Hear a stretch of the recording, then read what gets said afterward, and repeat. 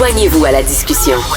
Appelez ou textez le 187 Cube Radio 1877 827 2346.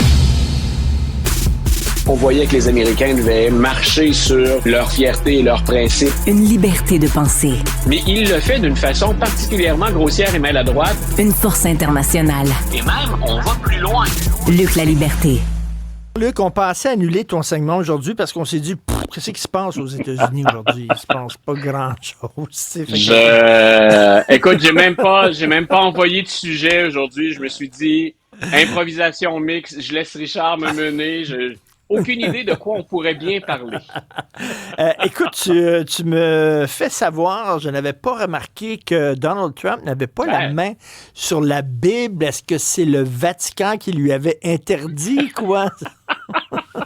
Écoute, ça, c'est dans la catégorie nouveau volet ou nouveau segment à l'intérieur, le sous-segment, trucs inutiles qui changeront absolument rien à votre vie. J'y ai pensé parce que il y a des médias américains qui ont relevé ça très sérieusement et ça a allumé un petit souvenir dans ma tête. Je sais pas si tu te souviens de ça, mais Barack Obama a déjà dû prêter serment 2 fois la même journée. Quand il fait son serment la première fois, le juge en chef de la Cour suprême, comme c'était le cas aujourd'hui, c'est le juge Stevens pour M. Trump, Obama suivait le juge et le juge s'est trompé dans l'ordre du serment. Et là, les républicains, après, ont dit non, Barack Obama n'est pas président parce qu'il s'est trompé. Alors, on n'a pas pris de chance. Ah non, on n'a pas pris de chance. On a invité plus tard dans la journée John Roberts à la Maison-Blanche et on a filmé une 2e assermentation pour être certain qu'on était, entre guillemets, by the book, qu'on respectait le livre. Mais en fait, il n'y a pas de livre là-dessus. Donc, effectivement, je suis retourné voir par la suite le serment de Donald Trump et on voit bien sa main droite levée. Il y a la Bible du côté gauche, mais il n'a pas sa main dessus. Je te résume simplement ça en disant, qu'est-ce qu'on s'en tape? Il y a rien nulle part qui dit, qu'on doit prêter serment sur la Bible. Il y a des présidents, ils ne sont pas nombreux, mais il y a des présidents qui n'avaient pas de Bible lors de leur assermentation. Donc, nul besoin, c'est écrit nulle part non plus, qu'on doit avoir la main sur la Bible. Mais c'est pour dire qu'on surveille le moindre détail. D'ailleurs, en passant, Donald Trump, quand il prête serment, aujourd'hui, il est déjà président depuis 2 minutes. Donc, l'ère Biden est terminée, puis là, il prête son serment, mais ça se finit dépassé midi. Mais donc, il faut prononcer la formule et que ce soit le juge en chef de la Cour suprême qui soit là. Donald Trump a répété la formule. Il n'était même pas obligé de dire à la fin, ça fait partie des petites traditions qu'on ajoute à ça, « So help me God », que Dieu me vienne en aide. Nulle part c'est écrit qu'il faut dire ça non plus. Quand on prête serment aux États-Unis, on prête serment pour tout faire, pour protéger la Constitution américaine, mais Dieu n'a rien à voir là-dedans. C'est devenu finalement une tradition, les présidents le répètent, mais c'est écrit nulle part, cette formule-là. Écoute, tu sais, c'est la différence entre les démocrates et les républicains, parce que si ça avait été un président démocrate qui avait pas mis la main sur la Bible, il en aurait fait toute une histoire, là. Tout à fait. Écoute, on a déjà embêté Barack Obama parce que il n'avait pas tout à fait le salut militaire correctement, ou on trouvait qu'il l'avait fait de manière brouillon, en débarquant pas d'Air Force One, mais de l'hélicoptère présidentiel. Donc, on trouvait que ça manquait un peu de respect. Il y avait un café à la main, donc on avait fait tout un drame. Rappelle-toi qu'on a déjà inventé un pseudo-scandale à Obama parce qu'il avait porté un veston beige, le même beige que Ronald Reagan avait porté, mais pour Obama, ça faisait pas assez présidentiel. On avait tourné ça sur les réseaux sociaux. On avait tourné ça sur les réseaux sociaux pendant des jours. Il y a cette histoire de serment qu'on a dû faire 2 fois pour rassurer les républicains, rassurer entre guillemets. Donc, ce sont des picadilles, c'est n'importe quel prétexte. Et aujourd'hui, on peut rassurer tout le monde, surtout les partisans du président, qu'il ait eu la main sur la Bible ou pas, il a prononcé la bonne formule au bon moment. Nous avons maintenant le 47e président des États-Unis. Écoute, je me permets de parler de vêtements un peu, étant donné que tu es toujours tiré à 4 épingles, mon cher Luc. Le chapeau de Madame Trump, là, qui cachait ses yeux, qui nous... donc, c'est comme si elle voulait pas qu'on voit qu'est-ce qu'elle pensait vraiment. Puis qui empêchait son mari d'y donner un bisou en même temps. C'est un peu étrange quand même, là. Écoute, ça, c'est l'autre chose qui a fait jaser beaucoup aujourd'hui parce qu'on a dit, en tout cas, sur certains médias, Puis des médias généralistes, mais sérieux, on a dit, elle était habillée pour des funérailles aujourd'hui. On a dit, le vêtement qu'elle porte aurait été approprié pour une funéraille. Et effectivement, ça entretient cette espèce de mystère autour de Mme Trump qui ne semble pas vouloir les projecteurs, à tout le moins pas quand elle est aux côtés de Donald Trump, qui n'a pas l'air de prendre vraiment plaisir à son rôle de First Lady ou de Première Dame. Et effectivement, on vient de l'avoir, merci à l'équipe de l'avoir mis à l'écran, on a l'impression que ça évite le bisou présidentiel aussi, que ça favorise pas le rapprochement, disons-le comme ça. Donc, ça va avec le personnage de Melania Trump. Donc, elle est une première, et c'est correct, ça non plus, il n'y a pas de loi, il n'y a pas d'obligation, il n'y a même pas, à la limite, de tradition là-dessus. Qu'elle veuille être plus discrète, demeurer à l'écart. Elle le fait pour son fils lorsque son fils était plus jeune, premier mandat de Donald Trump. Donc, ça va avec le personnage. C'est à ça que j'ai pensé aujourd'hui, elle est fidèle. Elle est fidèle à ses habitudes, fidèle à elle-même, Mme Trump. Ah oui, non, ça sent les deux lits simples avec un gros meuble entre les deux.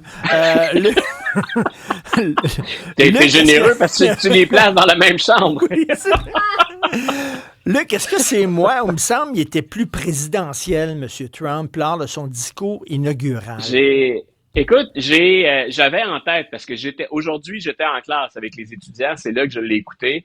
2017, j'étais au National Mall et 2017, je me souviens avoir retenu le côté destruction des États-Unis. C'était American Carnage, c'est comme ça qu'on appelait ça, le carnage américain. Aujourd'hui, c'est un message qui était nettement plus positif, plus optimiste. On avait dit qu'il nous parlerait d'unité, de lumière. Il y a eu de ça. Bien sûr, c'est une autre façon d'enrober un nombre incalculable de mensonges et de déformations de la réalité. C'est une des choses que je vais devoir démêler soir et dans le reste de la semaine.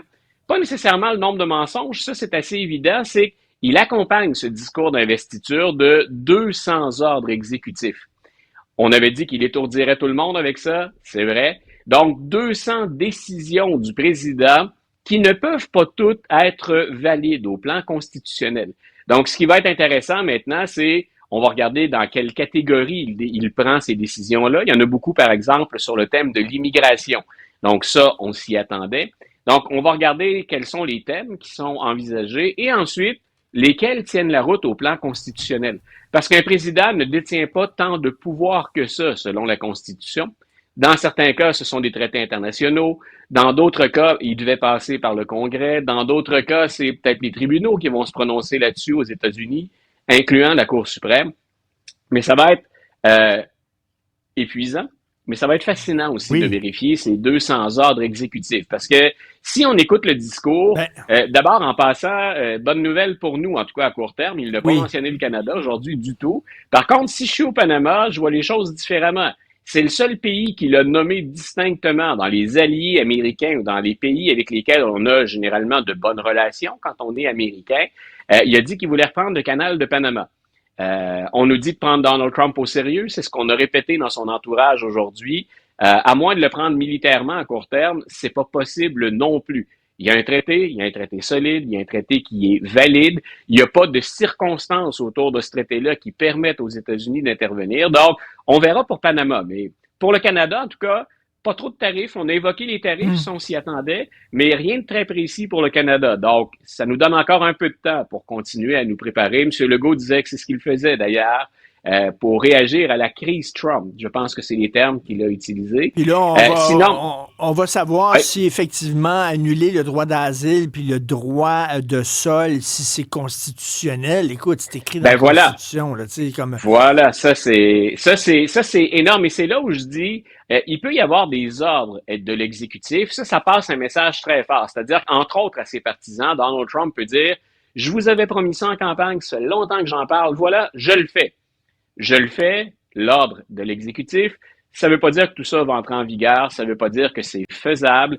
Et si jamais il va de l'avant puis qu'il y a un litige, les tribunaux vont renverser ça. Donc, tu l'as dit, c'est écrit ça dans la Constitution et dans les amendements à la Constitution.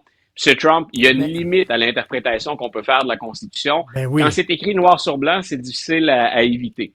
Il est intervenu aussi beaucoup parce que ça a été un des thèmes de la campagne, une des raisons de la défaite des démocrates. Il est intervenu sur la guerre culturelle, sur ce qu'on envelopperait dans l'étiquette très large de woke.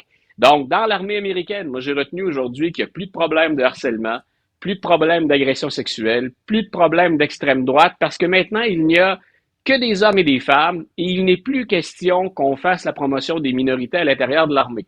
Alors enfin, on a pour ceux qui voulaient cette guerre culturelle, on met fin à cette domination des woke sur l'armée américaine. Ah oui. Mais ce sont des thèmes, on s'y attendait, ce sont des thèmes qui étaient chers à Donald Trump, ce sont des thèmes qui l'ont fait gagner, qui l'ont fait vaincre Joe Biden, revenir au pouvoir. On s'attendait à ce que ce soit dans le texte de son discours. Écoute, en terminant, le salut nazi de Elon Musk, what the fuck? C'est quoi ça? Moi, dans la symbolique aujourd'hui et avant que, et je suis content qu'on le présente là, pour pas qu'on nous accuse de désinformation, aujourd'hui, moi, c'est la chose que je surveillais le plus. On manque de place dans la rotonde au Capitole, on manque de place pour accueillir tout le monde, incluant les élus. Mais autour de Donald Trump, il y a des élus qui rentrent pas, mais il y a 4, 5, 6, 7 des plus grosses fortunes américaines, quand ce ne sont pas des fortunes mondiales, qui sont invités à se présenter là. Et Elon Musk, qu'on vient de voir à l'écran, il a déjà son adresse courriel de la Maison-Blanche, donc on peut le joindre, Elon Musk, avec une adresse de la Maison-Blanche, et il va avoir son bureau à la Maison-Blanche. Non, mais est-ce qu'il est au courant de la signification de ce geste-là? Bien sûr que oui. Bien sûr que oui. Vérifie ses origines, vérifie ce qui circule sur lui depuis des années. C'est pas un geste banal. Et si c'est une blague, parce que c'est souvent comme ça qu'on nous dit de désamorcer les crises quand il s'agit de M. Musk ou de M. Trump, est-ce que la journée de la sermentation présidentielle d'un président qu'on associe parfois maladroitement à l'extrême droite ou aux fascistes, est-ce que la journée de la sermentation présidentielle, cette blague-là devait être faite à ce moment-ci? Il y a des gens qui ont perdu des postes et qui n'ont pas eu l'occasion de se présenter à certaines fonctions pour avoir fait beaucoup moins que ça. Et là, Elon Musk nous le sert en pleine assermentation. Guillaume, le métier vierge, a perdu sa job pour moins que ça. Non, je m'excuse. Voilà. Non, tu as parfaitement raison. Et ça rend pas ce que Guillaume a fait plus acceptable, plus habile. Ça reste maladroit. Mais ça, là, si on s'inquiétait du fait qu'autour de Donald Trump, il y a un certain nombre de personnes louches, ou sur laquelle il est légitime de se poser des questions, Elon Musk n'a rien fait pour rassurer personne aujourd'hui. Mais pour toi, quand tu regardes ça, comme historien rapidement, est-ce que tu dis c'est maladroit ou il savait fort bien ce qu'il faisait, puis il a vraiment... il tripe sur le nazisme, c'est quoi, là? Elon Musk n'est pas quelqu'un de bête, n'est pas quelqu'un qui est sans éducation. Elon Musk, quand il pose un geste comme celui-là, il ne peut pas plaider l'insouciance ou la méconnaissance. Je pense que ça en dit long sur ce que je pense de ce geste-là et du moment qu'il choisit pour poser ce geste-là. J'ai hâte de voir ses explications. Puis m'a dire, là, si j'étais son boss, puis à mon inauguration, un bozo faisait ça, ça serait dehors tout de suite. Tout de suite. Voyons. Et ça, c'est le gars qui est à côté du président qui a dit aujourd'hui, je vais accorder une grâce présidentielle aux gens qui ont attaqué le Capitole le 6 janvier 2021. On peut nous accuser de mauvaise foi parfois, mais ça fait beaucoup de choses qui, mises ensemble, semblent pas bon.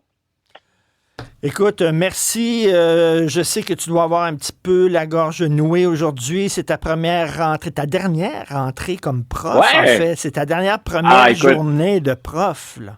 Voilà, je faisais des blagues tout à l'heure hors d'onde avec Maximile qui fait un excellent travail avec nous. Puis je lui disais, ça faisait drôle aujourd'hui parce que on avait comme, pour moi personnellement, 2 moments historiques. Je voulais suivre ce que Donald Trump faisait, mais je le fais au moment où j'entreprends ma dernière session.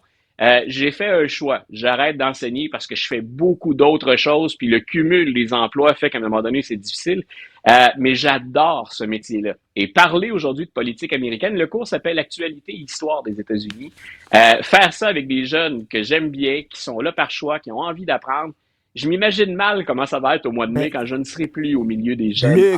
Luc, nous sommes tous tes étudiants maintenant. Ta classe, c'est Cube, LCN et TVA, ta classe maintenant. Merci beaucoup, Luc La Liberté. Salut. Salut, une bonne fin de journée.